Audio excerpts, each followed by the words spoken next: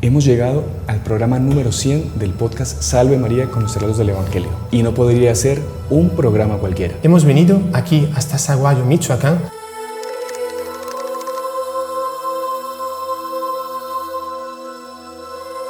para contarte una de las historias más impresionantes que hubo en todos los tiempos. La historia de San José Sánchez del Río. Un niño de 14 años que dio su vida por Cristo. Acompáñanos hasta el final. Salve María, el podcast católico en español de los heraldos del Evangelio.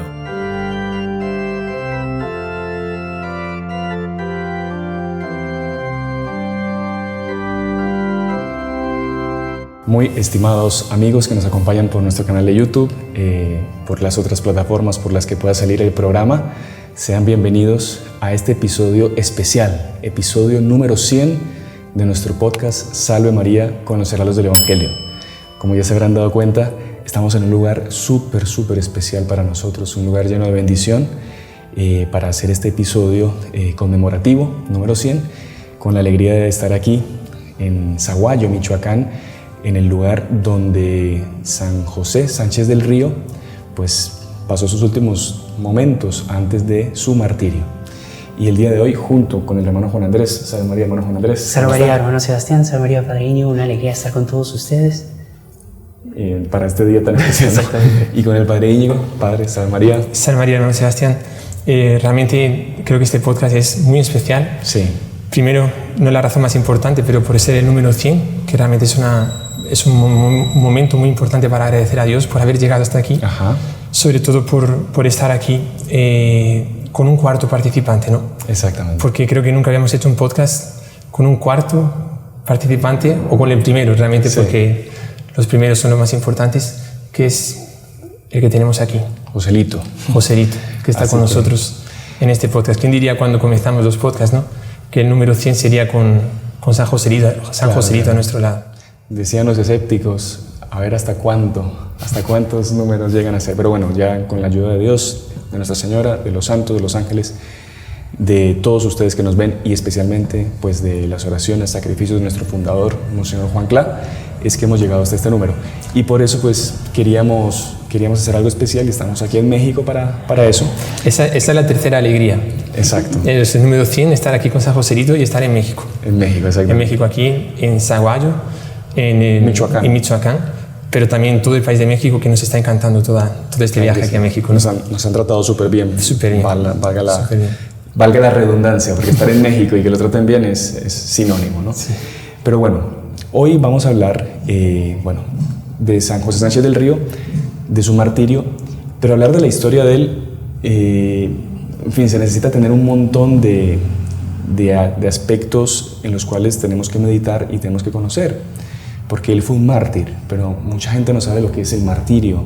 Él participó de la guerra de los cristeros, muchos no saben quiénes son los cristeros, y entonces de una forma muy sucinta, porque lastimosamente nuestro peor enemigo siempre es el tiempo, trataremos pues de contar esta maravillosa historia para que ustedes conozcan a este gran santo que lastimosamente no es tan conocido y que es un ejemplo de vida para grandes y pequeños, sí. Un ejemplo de santidad, un ejemplo de abnegación, un ejemplo de amor a la cruz. Así que bueno, no sé si les parece, comenzamos a hablar de lo que era el contexto histórico, quizá algo muy reducido, porque vale la pena entenderlo. Si quiere, yo lo hago cortito. Bueno, México es un país católico, como dicen, 99% católico, 100% guadalupano. Y a partir del año 1917 sale en México, hacen una constitución, que es la famosa Constitución de Querétaro, que mucha gente seguramente la habrá estudiado, en la que directamente en la Constitución comienzan a colocar artículos que van contra la Iglesia, contra uno de los principales derechos de cualquier ser humano, que es practicar libremente su religión. Esto lo ponen en la Constitución. Personas pues que no eran muy queridas o no eran muy religiosas, muy amantes de la Iglesia, al contrario de todo el pueblo mexicano, y esas leyes quedan puestas en la Constitución. No se ejecutan todavía, pero quedan en la Constitución. Pasan los años y llegamos al gobierno de un hombre que pues nefastamente recordado por los católicos, que es Plutarco Elías Calles, un hombre que se dedicó directamente ya a perseguir a la Iglesia Católica. Y esas leyes inicuas que eran contra la religión católica, que cerraban los colegios católicos, que impedían la enseñanza católica, ¿no? Que incluso prohibían el culto público de la Iglesia Católica, lo que nosotros hoy en día libremente podemos hacer de ir a las misas, confesarnos, recibir los sacramentos, a partir de la famosa Ley Calles, en la que se activan, por así decir, esas leyes, la Iglesia quedaba en una situación en la que no podía actuar libremente, más o menos como se vive en los países, comunistas, en que la Iglesia tiene que alinearse con el gobierno y seguir los lineamientos que da el gobierno, y esa no es la libertad de la Iglesia. Entonces, ¿qué hizo la Iglesia? Algo muy duro para los católicos. La Iglesia dijo, nosotros así no podemos seguir actuando. A partir del 1 de agosto del año 1926 queda clausurado el culto público en México. Entonces la Iglesia Católica como que cerraba su accionar en México. Y es muy famoso ver, las fotografías, ya los dejo. No, y ustedes intervengan. No, porque es que es para tener un contexto. Claro. Muy famoso ver los últimos días antes de que se cerrara oficialmente el culto público, las filas enormes de parejas que se querían casar, de niños que sus familias querían bautizar, gente confesándose, gente que estaba alejadísima de la iglesia, viendo que el culto se iba a cerrar, fueron a confesarse porque no se sabía cuándo la iglesia iba a volver a actuar. Y llegó esa fecha, 1 de agosto del 26, se cierran las iglesias y no solo eso, el gobierno mexicano comienza a tomar pose de las propiedades de la iglesia. Incluso ellos mandaron a hacer en las diferentes parroquias como que ¿cómo se dice?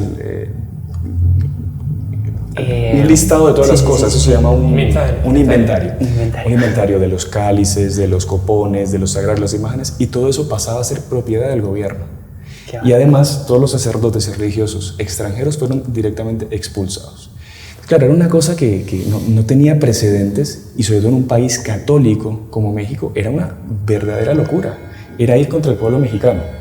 Y ahí es que se da esa reacción, principalmente en el centro de México, en la zona de Jalisco, de Michoacán, de Guanajuato, que se da ese levantamiento de personas simples, rancheros, campesinos, gente del común, zapateros, de todo, que ellos dicen, no, pero yo soy católico, yo toda mi vida fui a mi iglesia, ¿y cómo así que el gobierno me va a impedir a mí yo practicar mi fe?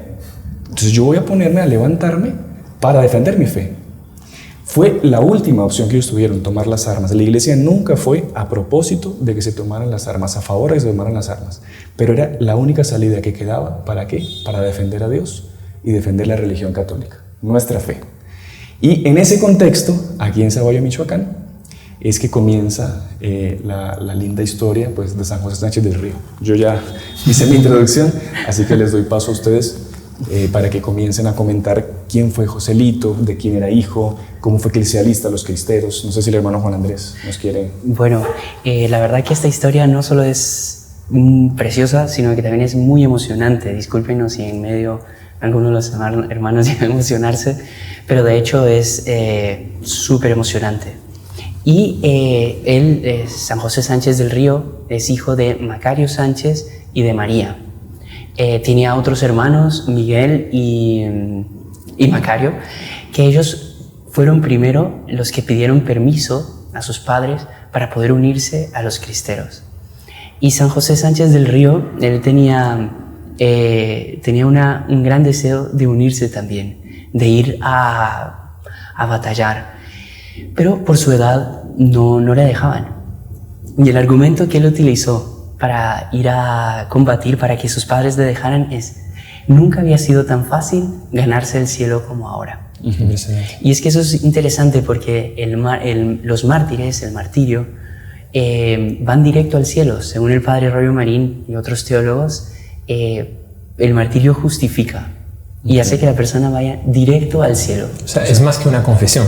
Sí. O sea, porque una confesión la persona se confiesa, todavía podría pasar por el purgatorio, todo, pero el martirio es como que vuelo directo, no sin escalas. La persona como que ni siquiera es juzgada, ¿no? Porque, ¿o qué? Yo creo que sí es juzgada, pero o sea, todo lo malo que hizo se baña con la sangre que Dios dio por Cristo, ¿no?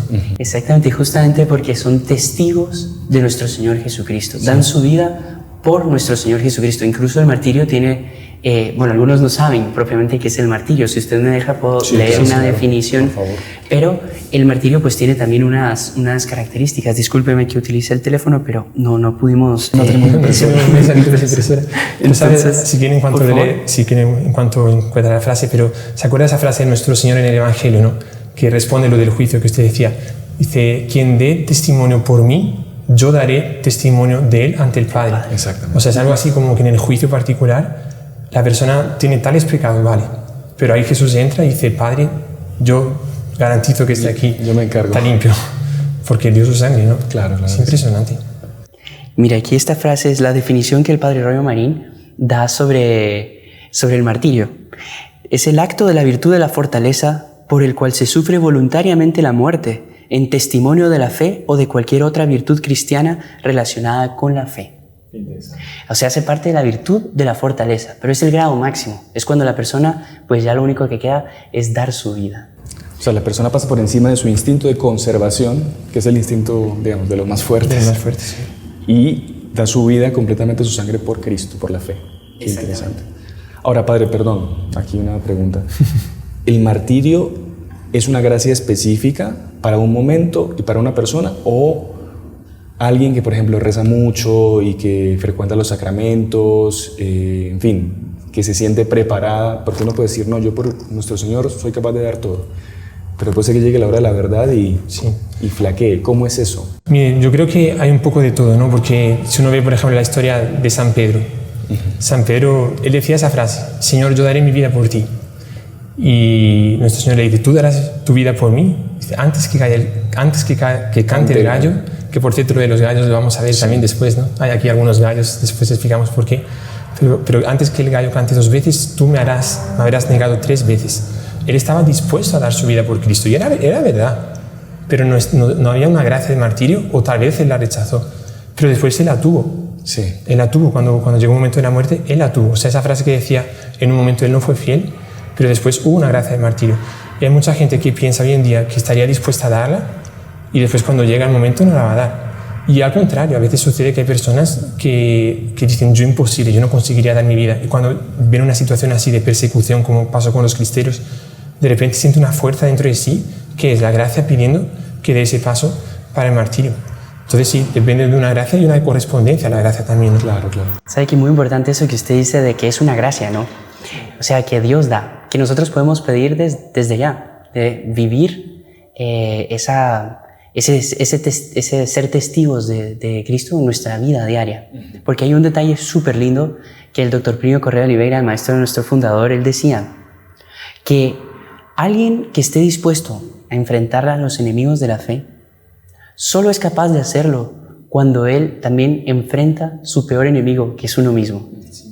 Si uno no enfrenta a sus vicios, sus malas inclinaciones, sus defectos, no va a ser capaz de, en el momento que le sea exigido dar su vida por Cristo, enfrentar a los enemigos de Cristo. Entonces usted ve cómo la relación de ser testigo o no. Claro que han habido casos en la historia de personas que quizás no llevaron una vida buena, pero en ese momento... La gracia fue tan fuerte que... Y fueron fieles a esa gracia que recibieron para ser mártires. Exactamente, vea por el caso del buen ladrón. El buen ladrón junto a la cruz, él llevó una vida pésima, de pecado, etc. Pero cuando él estuvo junto a nuestro Señor Jesucristo, él lo defendió. Y lo defendió en un momento en donde todo el mundo lo estaba atacando. Y donde hacerse del lado de nuestro Señor era hacerse del lado que estaba recibiendo todo el odio de las personas. Qué impresionante. Y fue lo que lo justificó. ¿Sabes? Que es muy, muy interesante, porque alguno pensará, no, yo me voy a preparar para el martirio, entonces va y se empieza a herir y a soportar. No es eso. No. Y eso recalcar eso que decía el doctor Plinio, de que me acuerdo que lo decía de otra forma, ¿quién es un cero en la situación de tranquilidad? O sea, una persona que lleva una vida así y que piensa que a la hora de la lucha va a ser un héroe, mentira. Y la forma de prepararse en ese sentido para ser un héroe en la hora de la verdad es justamente lo que usted dice, y lo que decía él, enfrentar nuestras inclinaciones hacia el mal, nuestros vicios, nosotros mismos, ¿no? Eso es súper interesante, no darle rienda suelta a todo lo que el cuerpo nos pide, saber ponerse límites. Ser héroes ante Dios. Muchas veces pueden pensar, pero ¿cómo una ama de casa, una persona que vive pues normalmente en la sociedad puede ser héroe? Quizás ante los ojos del mundo sea una persona normal, pero ante los ojos de Dios es un héroe que constantemente lucha contra sus vicios, sus defectos, lucha por su matrimonio, lucha por educar a sus hijos, y eso es realmente ser héroe. Y es una persona que a la hora que realmente le toque, pues va a serlo, ¿no? Por supuesto. Una Santa Teresita del Niño Jesús, ¿no? Estaba en la celda de su convento, pero ella quería ser mártir, quería ser misionera, quería ser todo en la iglesia, pero en la celda de su convento estaba dispuesta a todo. Claro. Si Dios le permitiese, si pasase la oportunidad de ser mártir, seguro que sería mártir, porque ella vivía constantemente una vida de martirio consigo misma, ¿no? Interesante, pero bueno, ya va a volver al tema de San José Sánchez del Río. Eso lo decíamos porque si San Joselito fue así, era porque él era así. Exactamente. Claro. O sea, a sus 14 años él ya vivió una vida íntegra, una vida de renuncia de sí mismo, de lucha contra sus pasiones, y consiguió dar su sí de esa manera, ¿no? Y después, algo muy bonito, que él tenía muy claro que su ideal de vida era servir a nuestro Señor Jesucristo, incluso renunciando a su propia vida. Y que eso fue lo que pasó en México con todos los mártires cristeros y con los que fueron a luchar por su religión. Ellos tenían un ideal que estaba por encima de sus propias vidas, ¿no? ¿Cómo era la frase que él decía? Que quien no tiene un ideal por el cual morir, no tiene un sentido por el cual vivir. Una razón. Muy bonita esa frase. Muy bonita. Exactamente. Y usted ve que él con 15 años, 14 años, imagínense ustedes la escena, él yendo donde su papá y su mamá, con un niño, ¿no? Que ellos lo habían visto desde pequeñito y que era una luz, me imagino. Ellos eran de muy buena familia también aquí en la zona. Era duro para ellos. Él tenía una carrera. Se habían ido dos ya, ¿no? Sí. Y él llega y casi que se les arrodilla a su papá y a su mamá y les pide ese permiso, esa bendición de ellos. Eso es bonito también, ¿no? Porque no se iría sin la bendición de los papás. Claro, que podrían otros, no, yo me voy a escapar y voy a ser un mercenario. No, yo quiero la bendición de mi padre, de mi madre, porque claro, usted no sabe si no los va a volver a ver más. Qué acto de generosidad de los papás, sobre todo de la mamá, ¿no?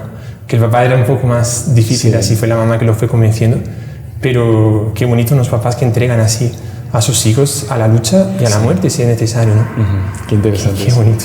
Y también muy bonito el hecho, digamos, bajo cierto aspecto, podríamos decir que la vida de San José Sánchez, por así decir, está muy elevada, porque tiene unos aspectos inéditos. Por ejemplo, ahorita, en lo que usted hablaba, padre, me recordé, un aspecto incluso parece hasta secundario, pero el hecho de él, digamos, pedir ese permiso y dejarlo todo por seguir a los cristeros, podría relacionarse incluso con la vocación religiosa, ¿no? Claro, sí. Como él vivió eso, él pues dejar a la familia para ir a seguir a Cristo, ¿no? Un ideal mayor. Un ideal mayor.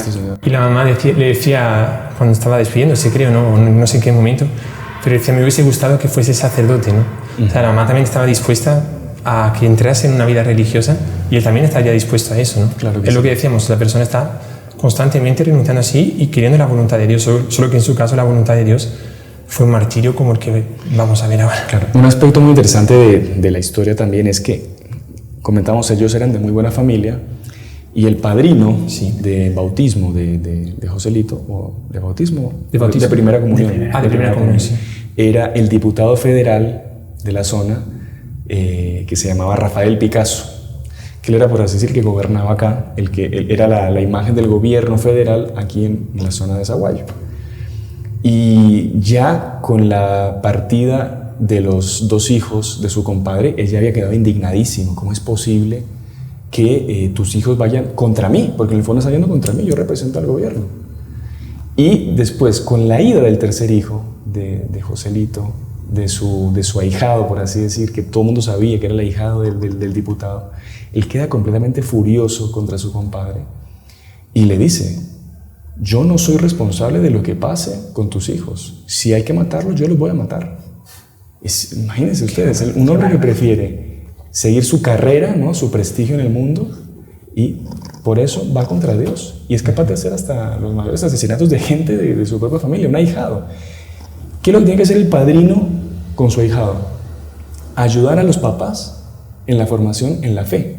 O sea, todo lo contrario de lo que hizo este hombre. Tal cual. Qué bárbaro. Imagínate. Impresionante. Una prueba terrible. Y bueno, ¿y ahí qué pasa con Joselito? Entonces, él, después de que recibe la bendición de sus padres, se va. Se va junto con un amigo a unirse a los cristeros.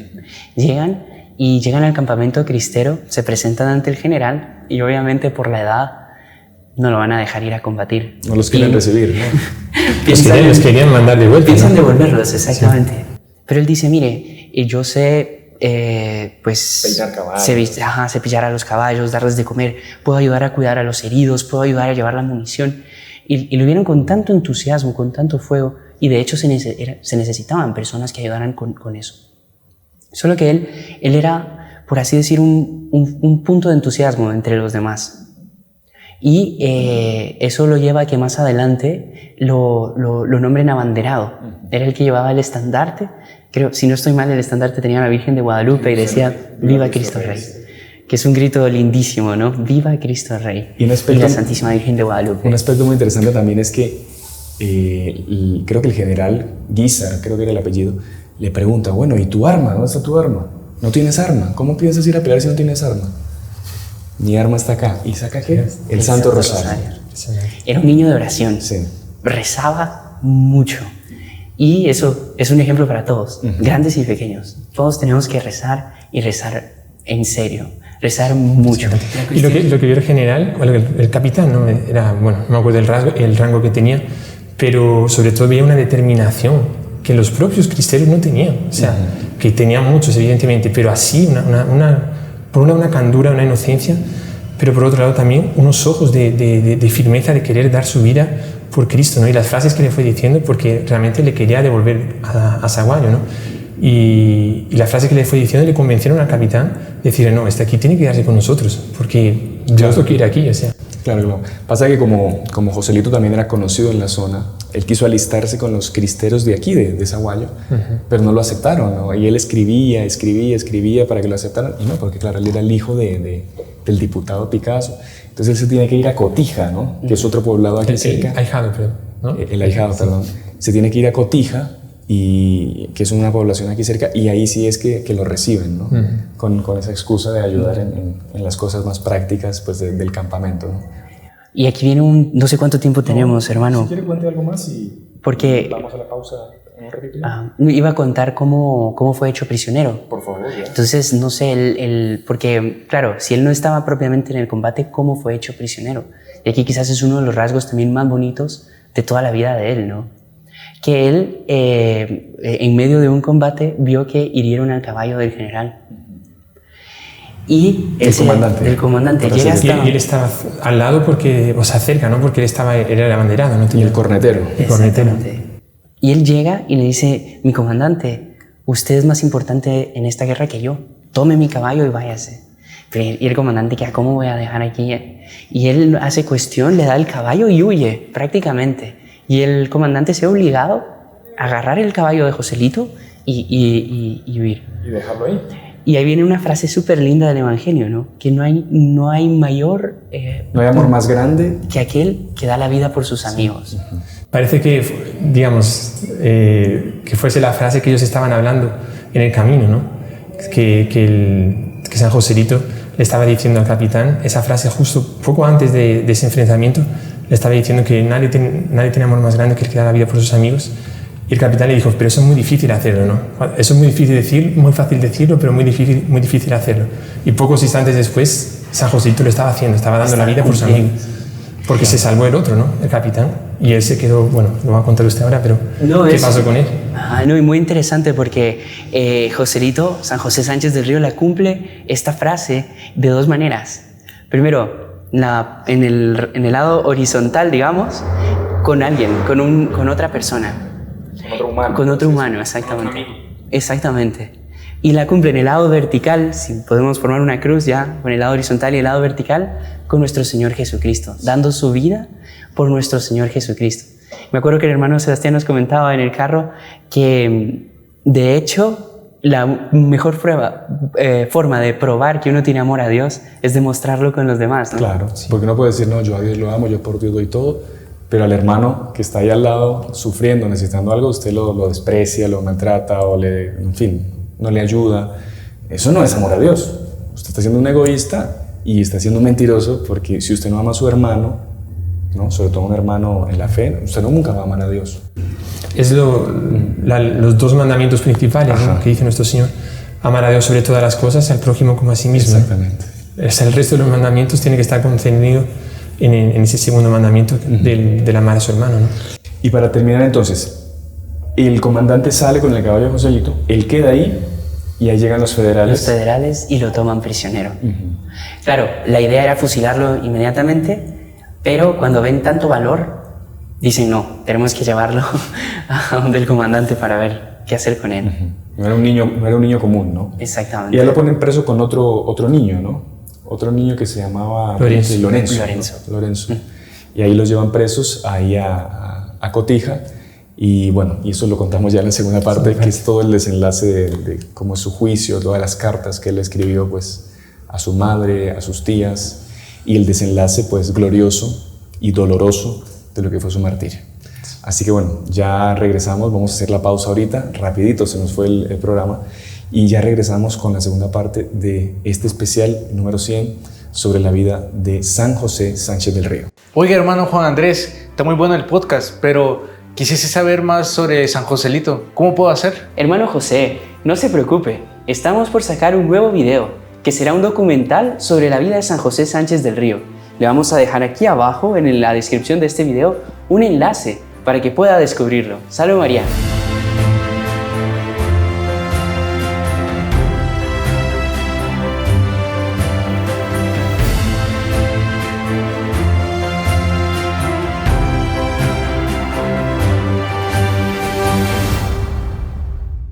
Continuamos con la segunda parte de este programa especial de nuestro podcast Salve María con los heraldos del Evangelio. Hoy desde Zaguayo, Michoacán, México, al lado de la imagen que nos recuerda el martirio de San José Sánchez del Río. Estábamos hablando en la primera parte pues un poco del contexto histórico y explicamos lo que es el martirio, el hermano Juan Andrés nos lo comentó, y llegamos hasta el momento en que el cialista pasa ya a las filas de los cristeros y es puesto preso, tomado como prisionero ahí en Cotija, y lo meten en un calabozo junto con otro compañero cristero, otro niño llamado Lorenzo. Y aquí se da un hecho muy impresionante, padre. En la vida de los santos, una de las cosas que más se investigan, ¿no?, a la hora de un proceso de canonización son los escritos, ¿no?, los escritos que el santo, el futuro santo, dejó. Y algo muy interesante son las cartas, ¿no? Porque hoy en día estamos muy mal acostumbrados a que nos comunicamos de una forma muy coloquial, muy fácil, muy un mensajito, un voice note, una llamada. Pero antiguamente comunicarse con alguien era una ceremonia, ¿no? Y cuando uno escribía una carta para alguien, uno lo hacía con corazón, de verdad, ¿no? Se esmeraba y transbordaba de su corazón a su puño, a su letra, a su pluma, lo que de verdad la persona quería manifestar a los otros. Y desde ahí, de esa prisión, es que Joselito escribe una de sus famosas cartas que quedaron para la historia, gracias a Dios, ¿no? Sí. No sé si usted, padre, tiene algo más, si nos quiere compartir, si tiene claro, la carta. Sí. Con mucho gusto. Sabe que con relación, ahora ya leemos la carta, pero con relación a eso que usted decía, de las cartas, el propio padre Rollo Marín, que el hermano Juan Andrés citaba, que es uno de los mejores teólogos del siglo XX, cuando nosotros le pasamos los documentos sobre doña Lucilia, porque había gente que decía que no sé qué, que no sé cuántos, y que decía que no podíamos hacer esa propaganda de que era muy buena, de que era santa, de que no sé qué. Evidentemente, nosotros antes de la iglesia no nos vamos a pronunciar, pero él decía, denme sus escritos, ella escribió algo.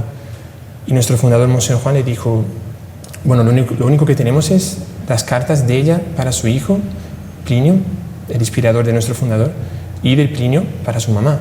Páseme eso, decía él, páseme eso, porque en las cartas es donde mejor se ve la santidad de una persona. Qué impresionante. ¿Por qué? Porque en un escrito cualquiera de una obra teológica, él va a hablar sobre temas, sobre moral, sobre pecado, sobre no sé cuántos, pero la carta es algo que habla en el corazón.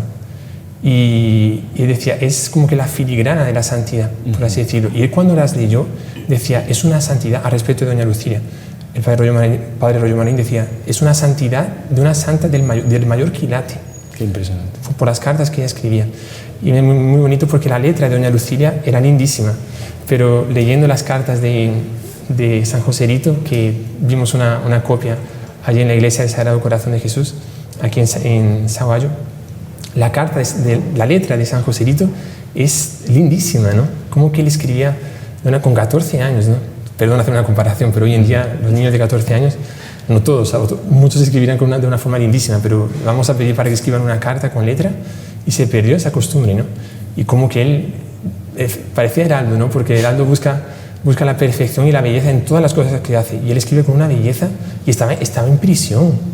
O sea, no estaba en su casa. O sea, una cosa es escribir en un escritorio con una lamparita, con una pluma. Otra cosa es escribir en la cárcel, como usted dice, ¿no? O sea, le da aún más mérito todavía y hacerlo bien, desde un lugar así. Tenía mesa para escribir, lo había hecho tal vez sobre las rodillas, escribiendo. Y bueno, ahí vamos a la carta. ¿Sí? Pero dice así, Cotija, desde Calabozo, ¿no? Donde estaba con su amigo Lorenzo, Cotija, lunes 6 de febrero de 1928. Le escribe a su mamá. Mi querida mamá, fui hecho prisionero en combate este día. Creo en los momentos actuales que voy a morir. Pero nada importa, mamá. Resígnate a la voluntad de Dios. Yo muero muy contento porque muero en la raya al lado de nuestro Señor. No te apures por mi muerte, que es lo que me mortifica. Antes, diles a mis otros hermanos que sigan el ejemplo del más chico. Y tú, haz la voluntad de Dios. Ten valor y mándame la bendición juntamente con la de mi Padre. Salúdame a todos por última vez y tú recibe por último el corazón de tu Hijo, que tanto te quiere y verte antes de morir deseaba. José Sánchez del Río. Es emocionante. La escena de la mamá recibiendo esa carta, ¿no? De su hijo, un santito, ¿sí? Un santazo, mejor dicho, puesto prisionero, y lo que a él dice que más le aflige no es la muerte, sino el sufrimiento de su madre. O sea, sí. él ya está completamente entregado y sabe cuál es su misión, pero no quiere ver a su madre sufrir. Ahí se ve una vez más eso de la amistad, ¿no? Ajá. Sí, Entonces estaba por dar su vida, ya la dio por su amigo y preocupado por dejar triste a su mamá, más preocupado por los demás que por sí mismo. Exactamente. ¿No? Claro, porque él tenía esa certeza de que él dando su sangre, él iba a cumplir a lo que él había sido creado, que era el cielo. Todos nosotros nacimos para el cielo. Nadie nació para realizar su vida acá. Pero el mundo a veces nos desvía, nos desenfoca de ese objetivo que es el cielo. Y uno tener así una conciencia de eso como Joselito sería maravilloso, ¿no? Padre, quizás sea una profecía, ¿no? Bro. Joselito está interfiriendo aquí, por No sé, usted sabe que me hice acordar también un par de unos hechos que creo que es muy interesante decirlos también, que él escribe esa carta, le permiten escribir esa carta porque le dan un último deseo, ¿no? Vas a ser ejecutado ahora y tienes un último deseo. Quiero escribir una carta a mi mamá. Pudo haber pedido cualquier otra cosa. Unos tacos, como aparece ahí en la escena, ahí en la película esta nueva que salió, ponen que a él le dan una carta y al otro unos tacos. Pero no porque el otro lo hubiese pedido. Se lo ofrecen como que con burla, ¿no? Pero, sí. También en cierta ocasión, ahora sí no recuerdo bien exactamente en qué momento, pero le preguntan, ¿qué quieres que le diga a tus padres? Diles que nos vemos en el cielo. Entonces, eso que usted dice, ¿no? Que la meta estaba bien clara, los ojos en el cielo. Eso fue en el momento de la muerte, cuando ya estaba, bueno, lo adelantamos un poquito, pero ya cuando ya estaba apuñalado, ya estaba casi para matarlo. Ahí ¿cuál es tu última frase? Lo último que quiera que decimos a tus padres, ahí fue eso que usted dijo. Que diles que nos vemos en el cielo. Qué interesante. Súper bonito. Pero bueno, para avanzar un poco, porque ya también están haciendo los arreglos aquí en la iglesia, y se escucha algún ruido. Él, digamos, sigue ahí preso. En Cotija. Y a las tantas, no se sabe si es por presión que alguno de los soldados federales lo reconoció y se dio cuenta que era el ahijado del diputado Picasso, y les da cierto temor de que lo tienen preso ahí y que por qué no lo soltamos, o que él decida qué hacer, y ahí es que lo mandan de regreso a Saguayo. lo traen aquí a Zaguayo y a él lo meten preso justamente en este lugar donde estamos nosotros. Donde estamos nosotros acá. Esto acá era su prisión. O sea, imagínense ustedes, qué bonito. Solo que claro, ya las iglesias, por todas estas leyes horribles contra la religión católica que se habían sacado, la habían convertido en bar, en corral de animales, en prisión de delincuentes o de cristeros que agarraban. Y entonces a Joselito lo meten acá y él ve que todo lo bonito de la iglesia, las bancas, los crucifijos, todo estaba completamente tirado y completamente desacralizado, por así decirlo. Y él entra en una indignación y bueno, y queda aquí preso junto con Lorenzo, ¿no? Y ahí empiezan también a querer, por así decir, torturarlo psicológicamente para convencerlo de que él renuncie a su fe. Incluso viene su padrino, y su padrino, este diputado Picasso, lo trata de convencer de que se largue, que se vaya de acá, que lo deje en libertad y que se vaya para Estados Unidos a estudiar. Que él va a ser un gran hombre y que agarre el primer tren a Guadalajara y que después siga para Estados Unidos. Que él se encarga de todo. Y ahí Joselito le dijo, no, yo voy a morir por Cristo Rey. Si quieres colgarme, ahórcame ya mismo. No, entonces bueno, si no te quieres ir a Estados Unidos, vete a la Ciudad de México y ahí vas a aprender a ser un soldado de verdad, no un soldaducho cristero como lo que dice ser. Y claro, Joselito ya lo enfrenta a su padrino directamente y le dice que no, que lo mate ya, pero él no va a abandonar a Cristo Rey y a Santa María de Guadalupe. Claro, y el otro, el padrino, se siente como que humillado delante de todos sus hombres y le dice, bueno, ahorita te haces el valiente, di lo que quieras, pero después cuando empieces a sufrir vas a venir esta misma noche a rogarme y a pedir perdón. Creo que le dice, antes de que cante el gallo, vas a venir a pedirme perdón, ¿no? Y vas a venir a pedirme ayuda llorando. Y uno ve quién es el que realmente era libre, ¿no? Claro. Y quién era el que era prisionero, porque este diputado era prisionero de sus pasiones, de su orgullo, de su carrera. Y San Joselito, pues era realmente el libre, el que estaba, tanto así que los deja a ellos inseguros. Y el único seguro era él. El justo era el seguro, ¿no? Y el que tenía el poder, el dinero, la fuerza, era el que queda inseguro. Impresionante. El padre hablaba mucho, era más o menos como Pilato, ¿no? Sí. Cuando él recibe a nuestro Señor, él queda con inseguridad, él queda con miedo delante del sumo bien, de la bondad, de la justicia que era nuestro Señor. Y bueno, evidentemente no vamos a comparar porque nuestro Señor es completamente fuera de serie, pero el propio nuestro Señor le dice a él, si tú tienes alguna autoridad es porque te ha venido de Dios, te ha venido del Padre. De mi padre, ¿no? Es impresionante. Y si no estoy mal, San José dice, cuando yo llegue al cielo, voy a pedirle a Dios que te confunda, ¿no? O sea, en el fondo le está diciendo eso, como todos los santos tienen un parecido con la vida de nuestro Señor Jesucristo, ¿no?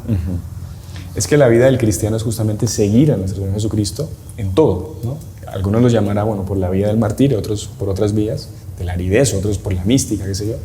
Pero en algo, la vida nuestra se tiene que asemejar a la vida de nuestro Señor, ¿no? Con esos sufrimientos. Pero bueno, y ahí viene esa noche simpaticísima, espectacular, en la que, bueno, el padrino le había amenazado, ¿no? De que antes de que cantara el gallo, él iba a venir a pedirle perdón y a pedirle clemencia y que lo sacara. Resulta que en la noche, Joselito, pues, él ve, así de lejos de su celda, como comentaba, que la iglesia estaba completamente hecha un chiquero, era un asco. Era la iglesia que él había sido bautizado y había hecho la primera comunión con Picasso, ¿no? Claro, claro. O sea, y para él un sentimiento de estar en el lugar donde nació para Dios, claro, que iría a nacer también para Dios en la vida eterna y ver ese establo, ese lugar horroroso, ¿no? Sí. Y ahí, bueno, él le pide al guardia que le abra la puerta para que quería ir al baño. Al baño, pues era la iglesia, ¿no? Y ahí él sale y él ve unos gallos que habían llegado desde Canadá, que eran de su padrino, porque su padrino se dedicaba a su entretenimiento, era la lucha de gallos, la pelea de gallos. Entonces iban a las peleas de gallos, tenían sus gallos, apostaban y ganaban mucho dinero con eso.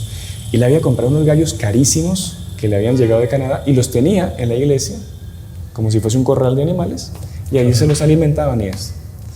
Y ahí Joselito lo vio, los gallos, y él se acordó de la frase, antes de que cante el gallo, y fue agarró el pescuezo de los gallos y le mató esos 3 gallos que habían llegado de Canadá. Y se agarró unas plumas, se las llevó para dentro de su calabozo, aquí, donde estamos nosotros. Y al día siguiente llega el padrino indignado, ¿no, hermano Juan Andrés? Llega súper indignado porque, imagínense, le habían matado sus gallos, etc. Y es una de las razones que con esa furia es la que propiamente decide ya, pues, ejecutarlo. Sí. Es muy curioso que dice Picasso, el padrino, le dice: ¿sabes cuánto me costaron estos gallos? Porque eran carísimos, ¿no? Venían de Canadá o algo así. Y San Joselito dijo: no tengo ni idea de cuánto costó esos gallos, pero yo sé cuánto valen las cosas de Dios. Y esto aquí es una cosa de Dios. Y tú no tienes el derecho de convertir esta casa de Dios en un corral como lo has convertido, ¿no? Recuerda mucho la frase de nuestro Señor, ¿no? Que había hecho del templo un lugar de comercio y una cueva de ladrones, ¿no? O sea, porque algunos podrían pensar: no hacía falta matar esos gallos, pobrecitos gallos, ¿no? Hay todo hoy en día. Pero lo que le hizo mover no era solo la frase de Picasso, que también, pero era sobre todo el ver que habían convertido la casa de Dios en un lugar de comercio, en un lugar profanado. Dice: esto aquí no puede haber animales aquí dentro, no puede ser un lugar así. Y él propositadamente los mata y deja el resto de las plumas y se queda con las plumas en la mano para que cuando llegase él les muestra las plumas. O sea, fui yo que nos mató, ¿no? Porque podría haberse escondido, pero él quería mostrar que había sido él. De un valor, de un coraje. Y bueno, y por ese gesto, ¿no? de justicia, digamos, de la casa de Dios, es que este hombre queda indignado, que tenía más amor a sus gallos que a su propio ahijado, que a la propia Iglesia Católica, Dios. Y ahí es que, indignadísimo, lo manda a matar, ¿no? Lo manda a colgar junto con Lorenzo, ¿no? Sí. Pero el padrino, siempre con el corazón así, además porque le había hecho un negocio con el papá de Joselito, con don Macario, le había pedido un dinero en oro para rescatar a su hijo, para salvar a su hijo. Un sinvergüenza, lo iba a matar igual, pero quería igual robarle el dinero, ¿no? Al papá de Joselito. Entonces él trata de hacer una última oportunidad ya para que Joselito se arrepienta, y es que manda primero a colgar a Lorenzo, ¿no? Lo sacan a plaza pública, agarran a Lorenzo, lo suben, lo cuelgan delante de Joselito para amedrentarlo. Solo un paréntesis, pero Lorenzo no tenía fuerzas, ¿no? Entonces, durante todo el tiempo, tanto en Cotija cuanto aquí en esta sala, que era el calabozo también de ellos, Lorenzo estaba todo el tiempo con miedo, y San Joselito siempre decía: no tengas miedo, vamos al cielo, no tengas miedo, vamos al cielo. Y le dio esa fuerza también para enfrentar esta situación. Pero es muy bonito se queda decir el padre, porque uno podría pensar: no, San José no tenía miedo, era de hierro, pero es que tener miedo es humano, ¿no? Hasta nuestro Señor Jesucristo tuvo miedo en el huerto de los olivos. Y la cuestión no está en tener o no tener miedo, sino en qué se hace con el miedo, ¿no? Y ahí uno ve cómo San José pues había vencido ese miedo y ayudaba a su amigo, a Lorenzo, a que también lo venciera, ¿no? Impresionante. Bueno, la cosa es que cuando están subiendo a Lorenzo, ya está colgado, parece que ya está muerto. Ahí Joselito le dice a su padrino: bueno, es mi turno, padrino, mátame ya, cuélgame ya. Ahí el padrino se indigna: bueno, cuélguenlo. Y ahí lo sueltan a Lorenzo cae como si estuviese muerto, y se lo llevan para el cementerio, ¿no? Y en ese momento el padrino Picasso le dice al verdugo que no lo mate todavía, porque está todavía el negocio del rescate, y que lo vuelvan a meter a la prisión. Entonces se llevan a Lorenzo, solo que Lorenzo, a las tantas, cuando están a punto de enterrarlo, él no había fallecido todavía. Él se habría desmayado por la falta de oxígeno, y a las tantas él se despierta, y es muy pintoresco porque el sepulturero casi se muere, lo estaban por sepultar y le revive el hombre. Y ahí es que a partir de ese momento a Lorenzo le empiezan a llamar Lázaro, como nuestro Señor, que era el que estaba muerto y había resucitado. Bueno, ahí cerramos el paréntesis. Y bueno, Joselito vuelve a la prisión, tratan nuevamente de convencerlo a las malas de que renuncie a su fe, y ahí, cuando ya el padrino se da cuenta que no van a conseguir, está indignadísimo contra él, ahí es que lo manda a torturar. Entonces, entra un factor importante, ¿no? Que esa venida de ese hombre llamado Zamorano, ¿no? Ajá. Y una conversación que tuvo Picasso con otro hombre, no me acuerdo el nombre de ese señor ahora, pero ahí sí se aplica lo de nuestro Señor con Poncio Pilato, ¿no? Porque ese tipo le dice a Picasso: Miren, le quiero decir una cosa. Si el general Calles, si el presidente Calles se entera de que usted está con su ahijado aquí en su pueblo y no lo manda a matar porque es su ahijado, su nombre y su cargo de diputado corre peligro. Entonces, yo si fuese usted lo mandaría a matar cuanto antes. Y ahí él se queda inseguro, que es lo mismo que pasó con Pilato. O sea, fue, si no lo matas no eres amigo de César, ¿no? Y eso fue lo que movió a Pilato a mandar a matar a nuestro Señor. Porque antes lo iba a soltar, está en el Evangelio. Si lo voy a soltar, lo voy a soltar. Dice, si no lo matas, no eres amigo de César. A él se queda con ese miedo, nuevamente lo que decía el hermano Juan Andrés, de que el seguro, el firme, era el justo. Y los que eran malos, que parecían que tenían el poder firmes y no sé qué, estaban súper inseguros, ¿no? Y ahí sí, por causa de ese miedo, lo manda a matar, ¿no? Apenas, perdón que interrumpa, pero apenas como para que nos dé chance de poder contar todo, San José Sánchez del Río, en esa misma noche, se nota muchísimo la astucia que él tenía también. Porque le dan otra vez, nuevamente, un último deseo. Y pide una carta, solo que esta vez pide para escribirle a sus tías. Por dos motivos. Primero, porque no tenía valor de escribirle a su mamá nuevamente. Y segundo, porque sabía que su mamá no estaba. Le habían dicho que había ido a Guadalajara. Entonces no le iban a permitir, no, si tu mamá no está, no puedes escribir la carta. Entonces la escribía a sus tías. Y la verdad que valdría mucho la pena leerla, porque él de una forma velada pide que le traigan la comunión. ¿Quiere que la lea? Sí, por favor. Sí. Creo que vale la pena, padre. Sí. Dice así, Saguayo, 10 de febrero de 1928. Es el propio día de su muerte, ¿no? No, el día anterior. ¿Muere el 11 o no? ¿O muere el 10? No, muere el 10. Muere el 10, sí. Creo que él escribe por la mañana. Sí. Ya, sí. Y ahí las tías van por la tarde. Antes del y él va a morir por la noche. Uy, perdón, que se cerró aquí. Señora María Sánchez de Olmedo. Muy querida tía, estoy sentenciado a muerte. A las 8:30 se llegará el momento que tanto he deseado.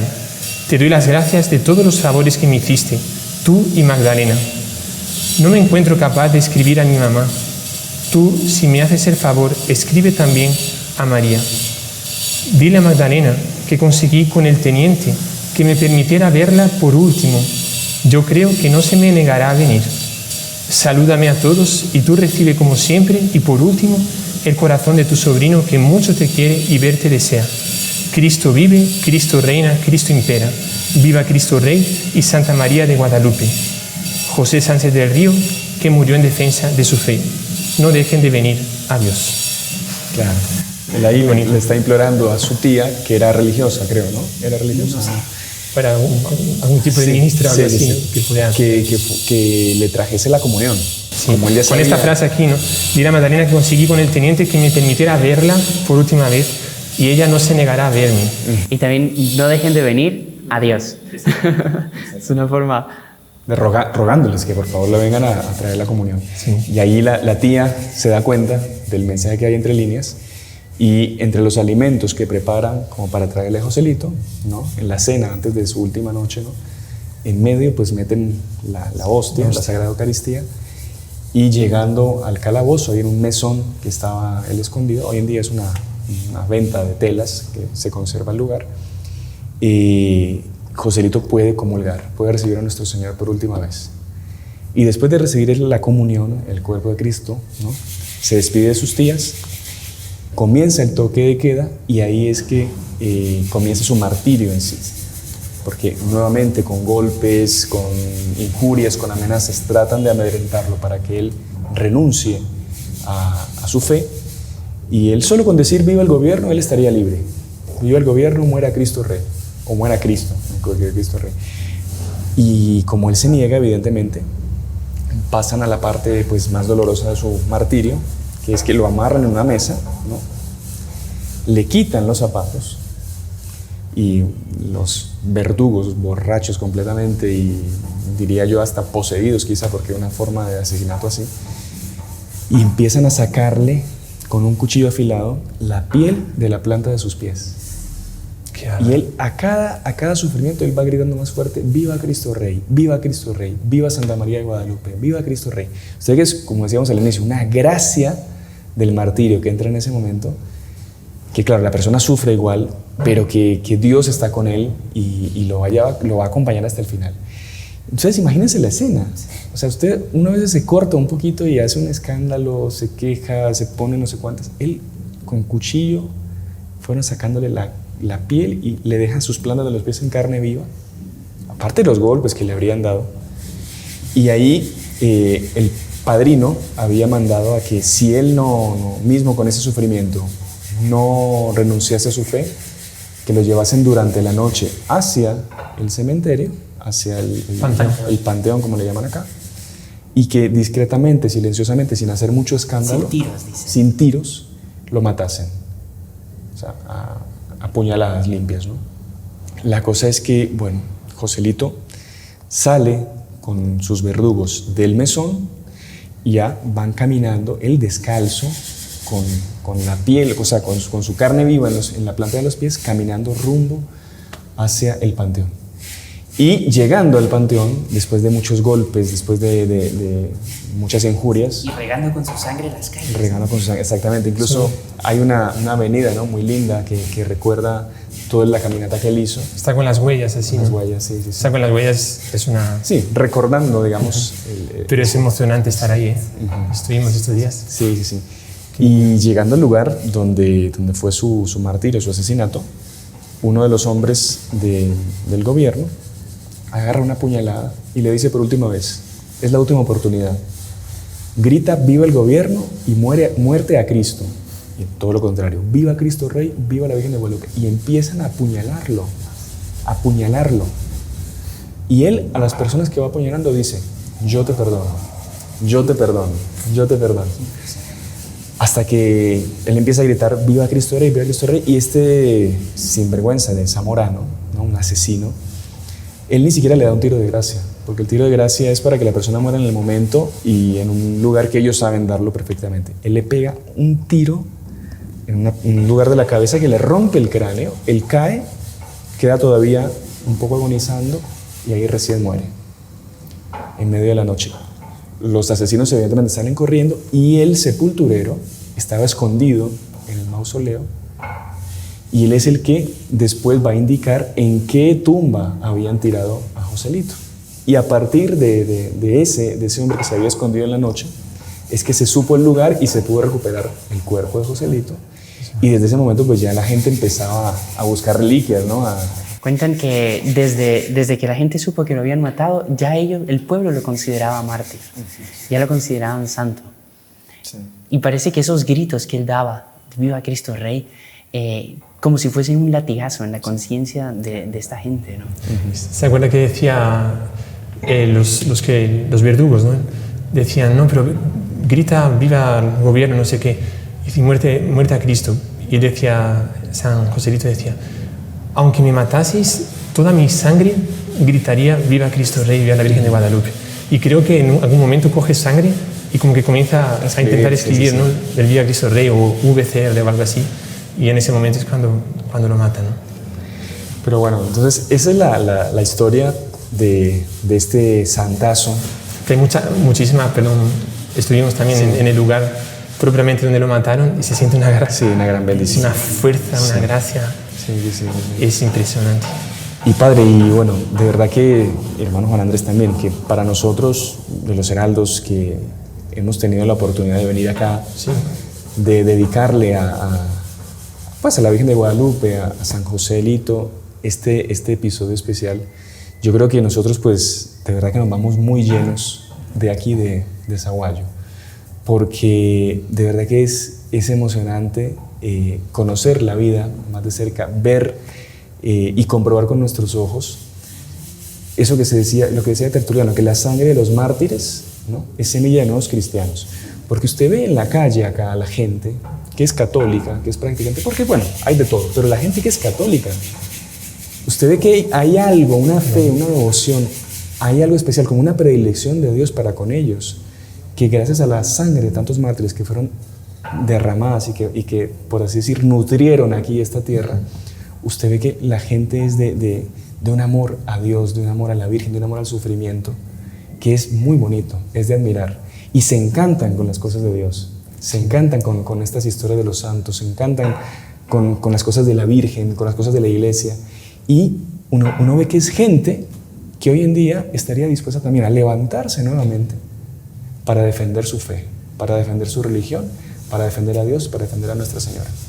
Así que de verdad que somos nosotros los que nos vamos edificados, ¿no? Sí. Y agradecidos por lo bien que nos trataron también, impresionante. Yo creo que en ningún, no sé si ustedes, pero en ningún lugar que estuvimos así juntos, nunca habíamos conocido tanta gente que nos seguía, que nos acompaña. O sea, cualquier lugar que vamos, la gente paran por las calles, en moto, en carro, en medio de la nos calle. paran así, y dicen, les sigo a ustedes por YouTube. Y bueno, pues eso por el gusto que ellos tienen de las cosas de Dios. Exactamente, no Entonces, es porque seamos nosotros. No, claro, es por las cosas de Dios. Porque nosotros simplemente tratamos de transmitirles a ellos la doctrina de la iglesia, pues de una forma quizá amena, agradable. Y bueno, gracias a Dios, a la Virgen de Guadalupe y a nuestros intercesores celestes es que se ha podido llegar a tanta gente y a los números que estamos llegando.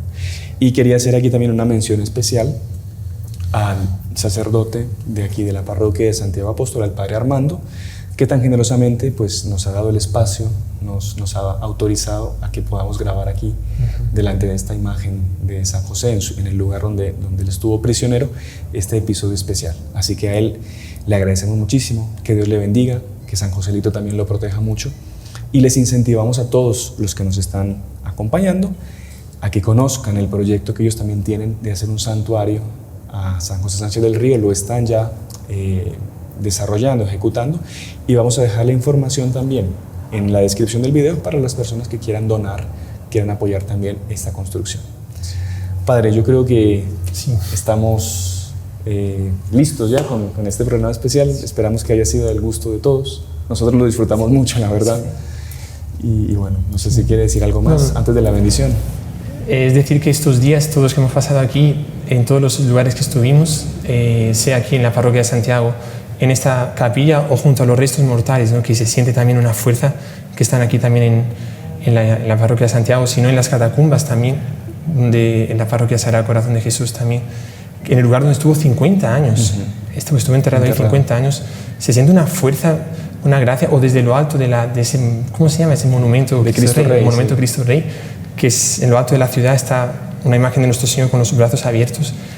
Se ve una especie de designio de Dios sobre este pueblo, sobre esta región, de este estado de Michoacán, todo México, de ese cumplimiento de esa vocación tan alta, ¿no? Que es dar su testimonio por Cristo. Entonces nosotros prometerles que vamos a rezar muy especialmente por todos los mexicanos, por todo el mundo evidentemente, todos los que nos asisten, no queremos excluir a nadie, pero de forma especial que estamos aquí, pues rezar por todos y cada uno para que, como San José Sánchez del Río, puedan dar su testimonio en cada momento de sus vidas, dando su sangre, dando su vida, dando su amor por los amigos. Fenomenal, Padre. Y ustedes son nuestros amigos, también nosotros queremos dar nuestra vida. Que cumplan su vocación de héroes por nuestro Señor, ¿no? Porque delante de Dios no hay héroes anónimos. Exactamente. Bueno, Padre. Bueno, damos una bendición especial. El Señor esté con ustedes y con tu espíritu. Por intercesión de la Virgen de Guadalupe y muy especialmente de San Joselito, y la bendición de Dios Todopoderoso, Padre, Hijo y Espíritu Santo, descienda sobre cada uno de ustedes y sus familias, y esa bendición permanezca para siempre. Amén. Salve María. Salve María.